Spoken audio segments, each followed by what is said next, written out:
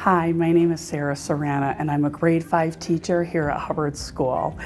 For this spotlight, grade 5 classes at Hubbard School have been working on the social emotional learning coupled with the Berlin learner outcomes. After Ms. Brochu and myself participated in the district-wide book club reading the book Be the Change, we incorporated several of the lessons that allowed us to focus and think deeper with students on this topic. I hope you'll enjoy. This year in 5th grade, students created personal identity webs that represent who they are or how they identify themselves.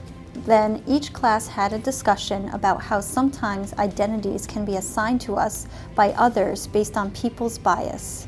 Students explored the idea of bias and where bias comes from. They connected back to the Global Read Aloud front desk where a character has a strong bias towards people of color. After, students reflected on and wrote down words or labels around their identity web that have been assigned to them. From here, students created I am statements and I am not statements to reclaim their identity and own who they are.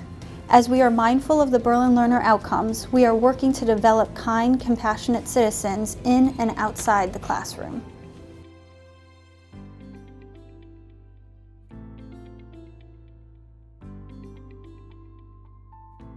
I have learned that from the lesson about bias, you should always think before you speak, because what you say could hurt someone.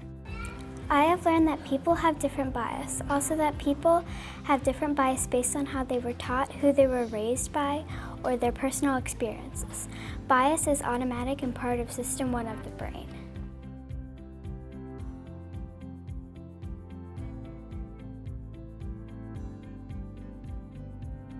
You have to be careful because if your bias says something wrong, you might hurt someone's feelings. It's the same thing with your actions. If you do something wrong, you might get laughed at or even get hate.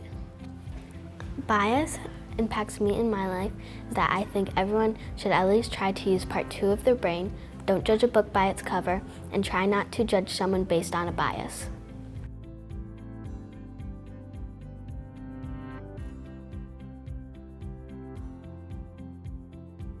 To not say something mean, because if you say something mean, then it might make someone feel like they're doing something wrong or they're different from everyone else and it might hurt their feelings. I think maybe the author is trying to tell us you can come from a different country or look different, but that does not mean you are a bad person, even if you have a bias. Thank you so much for tuning in to this month's Spotlight. We hope you've enjoyed learning about what our 5th graders are doing here in the district, specifically at Hubbard, and we hope you'll take a moment and join us next month. Take care.